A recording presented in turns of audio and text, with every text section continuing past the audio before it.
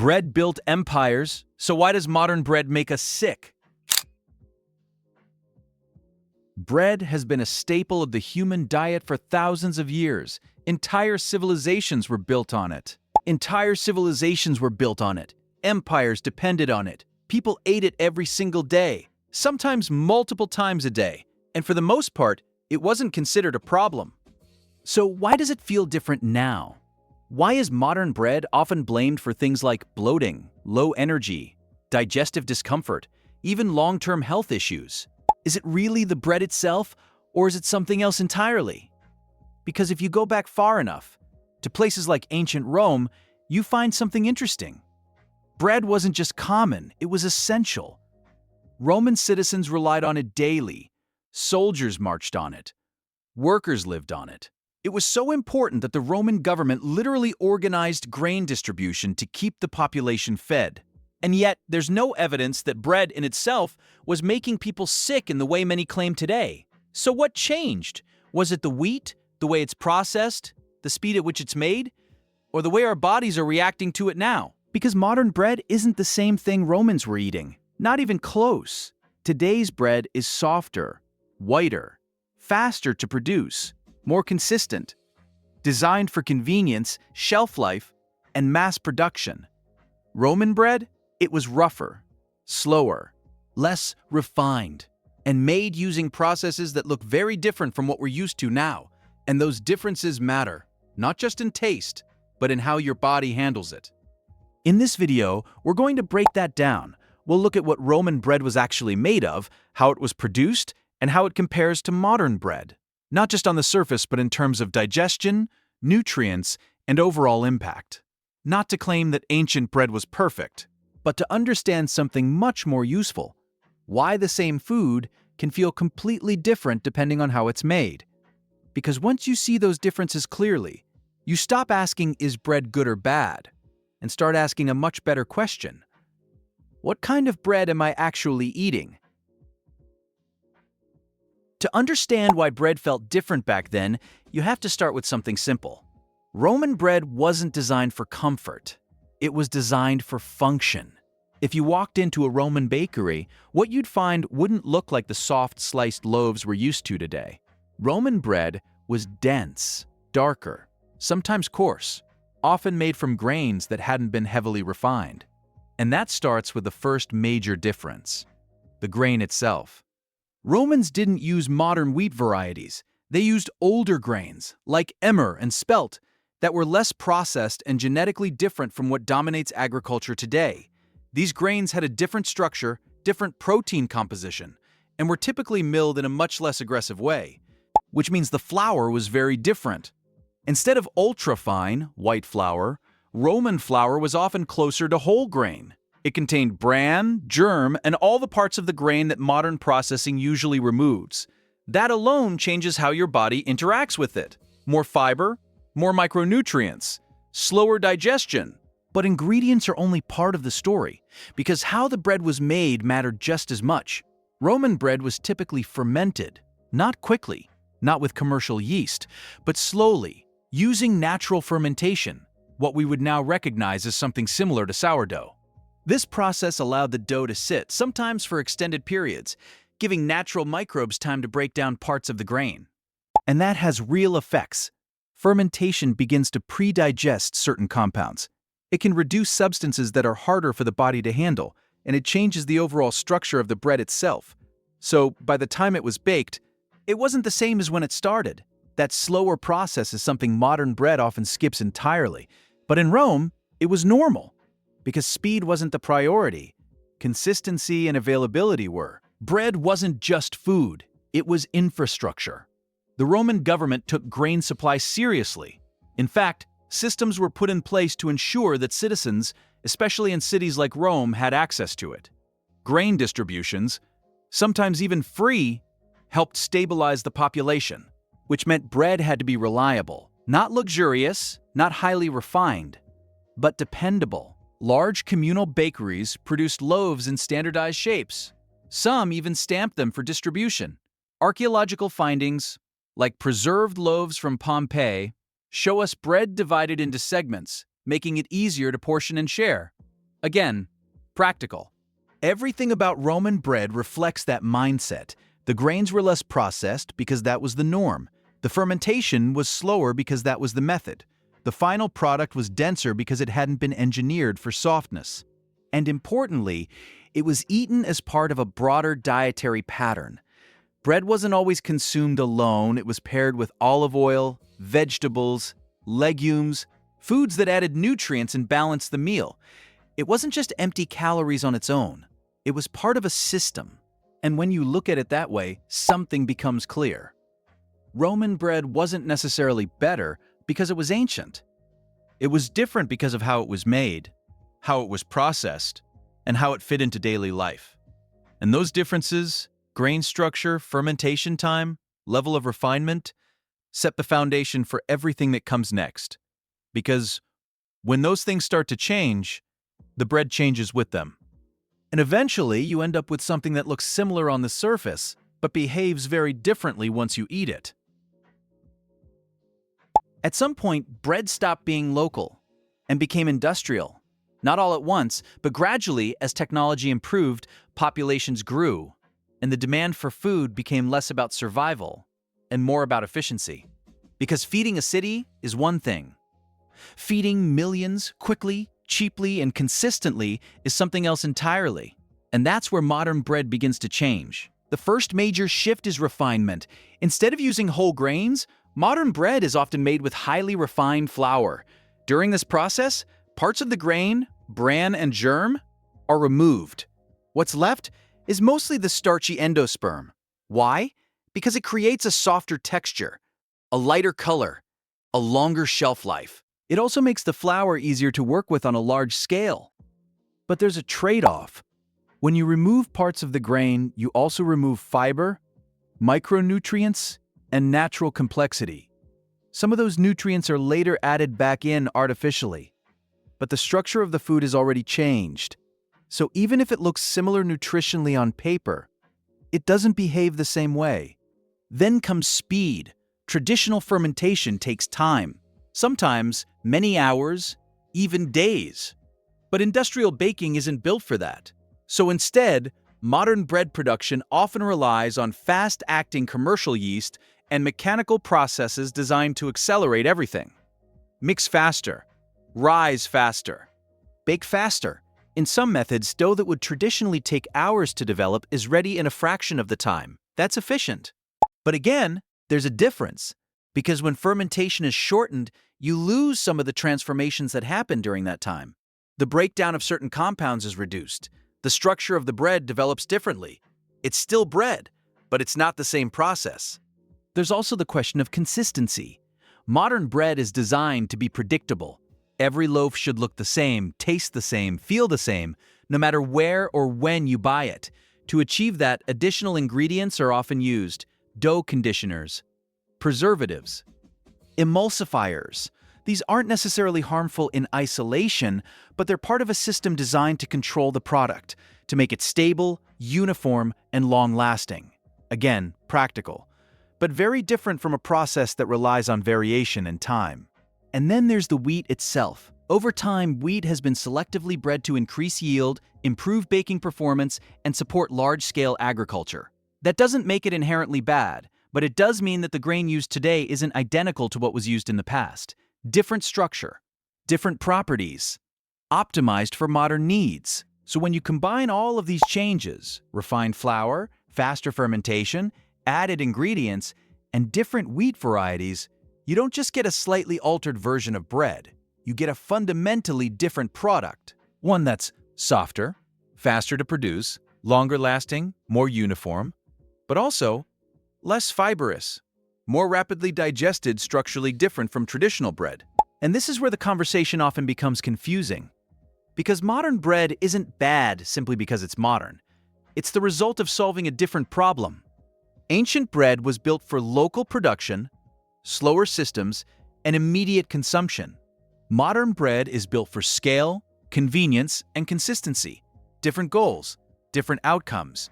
And once you understand that, you start to see why people experience it differently. Because even though it's still called bread, what your body receives and how it processes it may not be the same thing at all.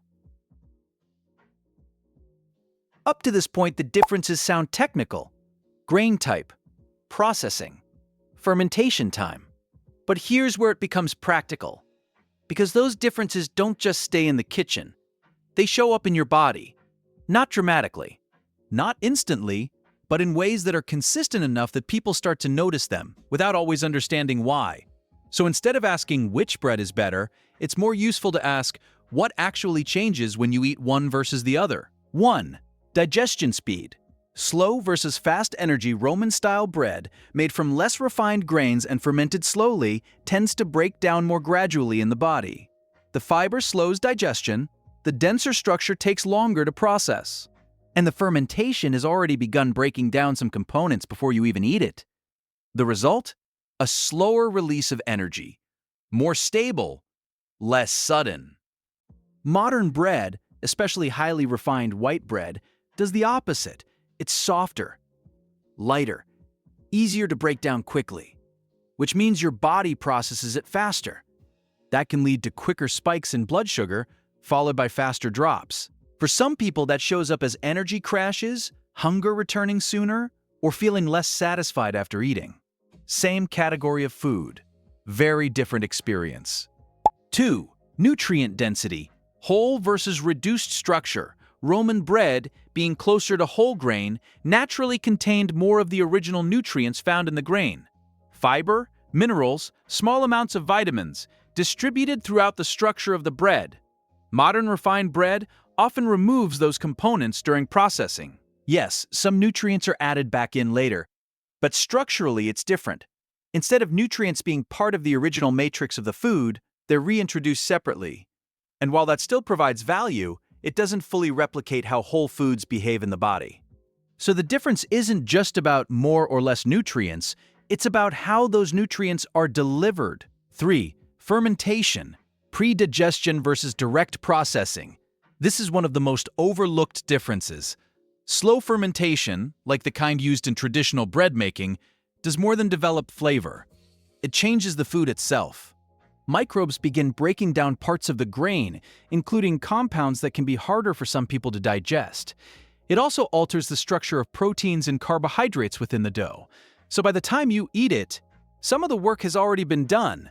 Modern bread made quickly often skips most of this. The dough rises, but it doesn't sit long enough for those deeper transformations to happen, which means your body has to handle more of that process on its own. For many people, this difference is subtle. For others, it's noticeable, not because one is universally bad, but because they're processed differently before they even reach you. 4. Texture and satiety. Dense versus soft Roman bread was dense, not by design, but as a result of how it was made.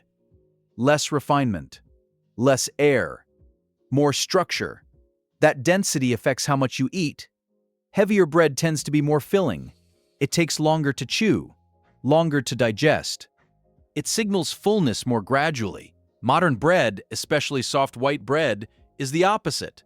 Light, airy, easy to eat quickly, which makes it easier to consume more without feeling as full. Again, not inherently negative, but different. And those differences add up. 5. Context. Food within a system. There's one more layer that often gets ignored. Roman bread wasn't eaten in isolation.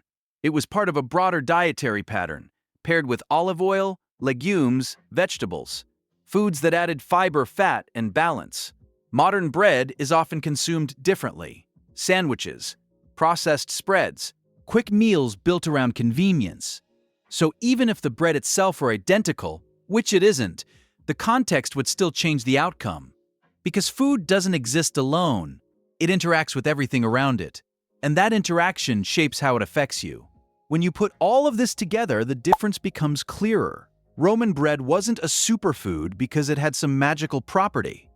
It behaved differently because it was less processed, it was fermented longer, it retained more of the original grain, and it was eaten within a different system.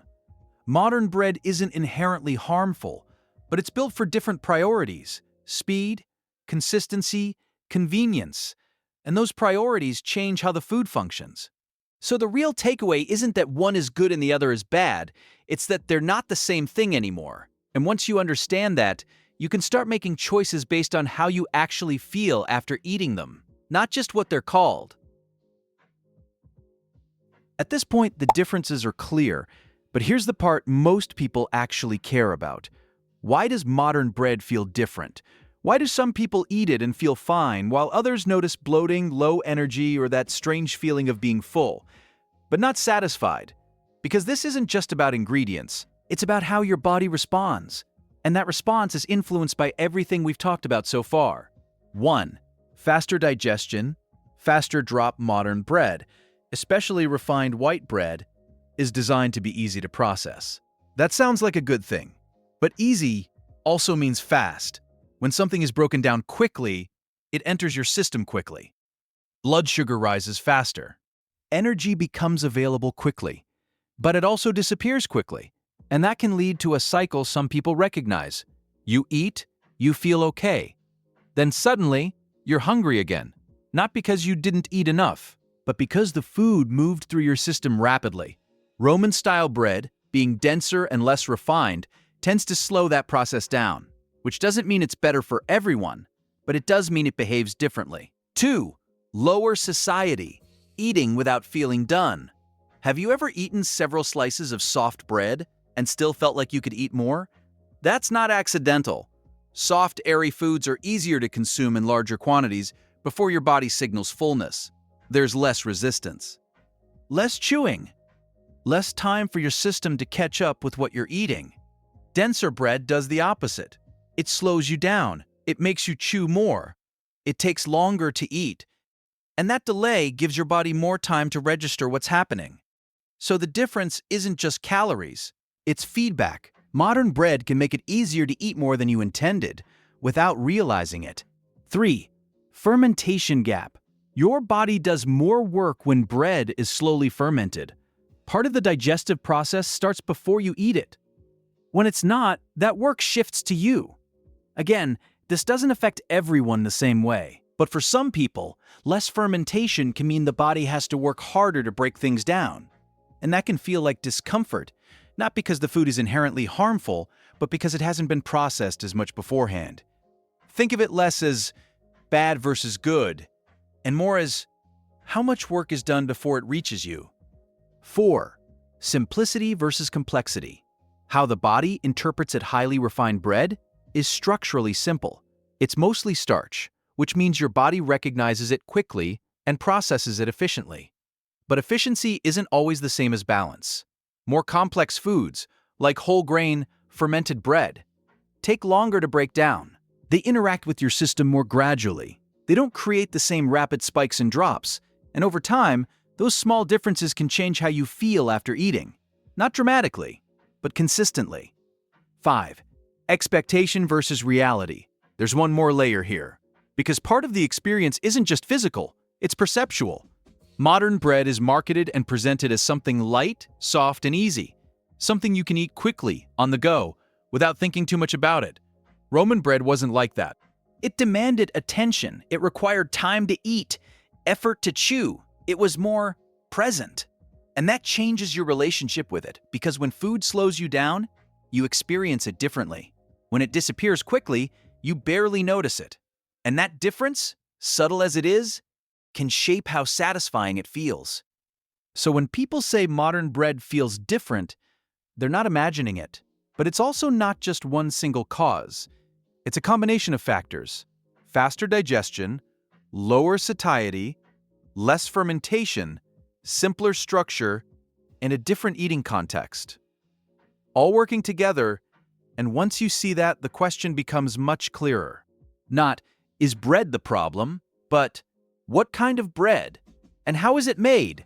Because those details, small as they seem, are what actually shape the experience. So was Roman bread a superfood? Not exactly. And is modern bread making you sick? Not necessarily. But here's what is true. They're not the same thing. What Romans ate was slower, less refined, more connected to the original grain and the process behind it. What we eat today is faster, softer, built for scale, convenience, and consistency. Neither exists in a vacuum, and neither is inherently good or bad on its own.